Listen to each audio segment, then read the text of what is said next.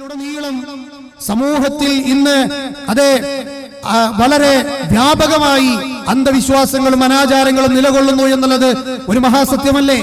ഖുർആനാകുന്ന അളവുകോലുകൊണ്ട്, സുന്നത്താകുന്ന അളവുകോലുകൊണ്ട് അളന്നു നോക്കിയാൽ ആ അളവുകോലിന്റെ പുറത്തുള്ള എത്രയോ ആചാരങ്ങളും വിശ്വാസങ്ങളുമാണ് ഖൈറു ഉമ്മത്തി എന്നറിയപ്പെടുന്ന ഈ ഉമ്മത്തിലെ പല ആളുകളും കൊണ്ടു നടക്കുന്നത്, അറിഞ്ഞുമറിയാതെയും. അത് മാലകളായി, ഞാൻ നേരത്തെ പറഞ്ഞതുപോലെ മൗലിദുകളായി, ഹദ്ദാദുകളായി, റാത്തീബുകളായി, പക്ഷിപ്പാട്ടുകളായി, കുപ്പിപ്പാട്ടുകളായി സമൂഹത്തിൽ നിന്ന് നിലനിൽക്കുകയാണ്.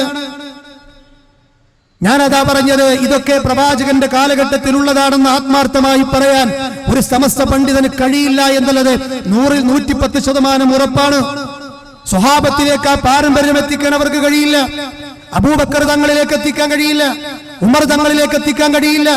അവിടെ നിന്നോട്ട് ലക്ഷോപലക്ഷം സ്വഹാബികളിലേക്ക്, ആ സ്വഹാബികളെ ജീവിതം കണ്ട് അതേപോലെ ജീവിച്ച താബിഈങ്ങളിലേക്ക്, ആ താബിഈങ്ങളെ ജീവിതം കണ്ടുപിടിച്ച തബഉ താബിഈങ്ങളിലേക്ക് ഈ പറയപ്പെട്ട ഹദ്ദാദുകളും റാത്തീബുകളും മാലകളും മൗലീദുകളും അതുപോലെ തന്നെ അടിയന്തരങ്ങളും ചാവടിയന്തരങ്ങളും കണ്ണോക്കുകളും റാത്തീബുകളും മൗലീദുകളും കൊണ്ടുപോയി കെട്ടാൻ കഴിയില്ല എന്നുള്ളത് ഉറപ്പിച്ചു പറയാൻ കഴിയുന്ന കാര്യമാണ്.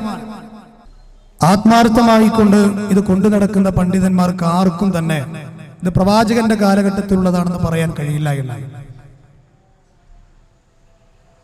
അത് കൃത്യമായിട്ട് പ്രവാചകന്റെ കാലഘട്ടത്തിൽ ഇന്ന് സമസ്തക്കാരും മുജാഹിദുകളും തമ്മിൽ തർക്കമുള്ള വിഷയം ഒരു പേപ്പറിൽ ഇങ്ങനെ എഴുതിയിട്ട് ആ വിഷയങ്ങൾ പ്രവാചകന്റെ കാലത്തേക്ക് മുട്ടിക്കാൻ പറഞ്ഞാൽ 90% പ്രശ്നങ്ങളും അങ്ങനെ ഒരു ചർച്ചയ്ക്ക് വിധേയമാക്കിയാൽ നമ്മൾ തമ്മിലുള്ള പ്രശ്നങ്ങൾ തീരും. നേരെ മറിച്ച് കിതാബിലുണ്ടല്ലോ എന്നുള്ള വാദവുമായിട്ടാണ് നമ്മൾ മുന്നോട്ട് പോകുന്നതെങ്കിലും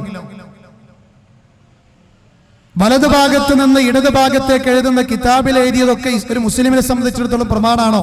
അല്ല. ഏത് വിഷയങ്ങളും നമുക്ക് പ്രമാണമാകുന്നത് വിശുദ്ധ ഖുർആൻ പറഞ്ഞതുപോലെ ഫഇൻ തനാസഅതും ഫീ ഷൈഇൻ ഫറുദ്ദൂഹു ഇലല്ലാഹി വറസൂൽ. നിങ്ങൾക്കിടയിൽ മതപരമായ വിഷയത്തിൽ തർക്കങ്ങൾ ഉണ്ടായി കഴിഞ്ഞാൽ ആ തർക്കങ്ങളെ നിങ്ങൾ ഖുർആനിലേക്കും സുന്നത്തിലേക്കും മടക്കുകയാണ് എങ്കിൽ അതാകുന്നു നിങ്ങൾക്ക് ഖൈർ എന്ന പ്രപഞ്ചനാഥന്റെ പ്രഖ്യാപനമാണ്.